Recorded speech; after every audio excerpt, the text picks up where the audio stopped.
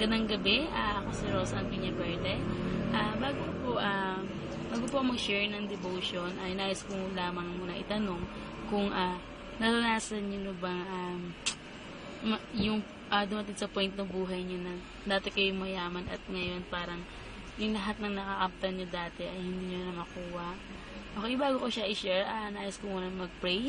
Lord, maraming salamat sa gabing ito na binigay niyo sa akin, Panginoon, sa pagkakataong, Panginoon, na ma-share, Panginoon, yung aking devotion. And Lord, pagpalain mo po ako at i-bless mo, Panginoon, yung mga taong makakarinig ito. Gamitin mo ako, Panginoon, bilang instrumento ng iyong salita. Okay.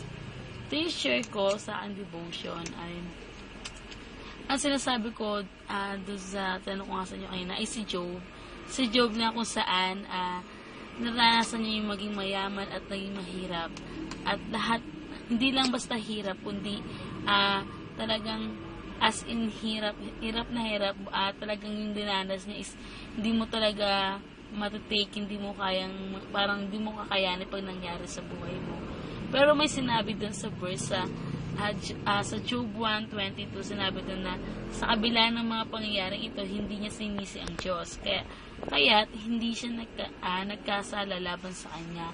Ayun, yun kasi yung sinasabi dun sa verse na yun, dahil dumating yung point na si Job is isang asyendero, marami siyang hayop, marami siyang negosyo, at dumating din sa point na talagang yung anak niya namatay, yung kanyang mga ari-arian na wala, at pati siya nagkasakit at para na siya isa na rin siyang pulube.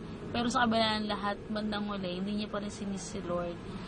Pinuri niya to at sinabi niya na pupurihin niyo ba lang ba ang Diyos kung nabibless lang kayo? Paano kung bigyan niya na kayo ng mga pagdadaanan sa buhay, pupurihin niyo pa rin ba siya? Yun sinabi niya. Yun lamang at maraming salamat.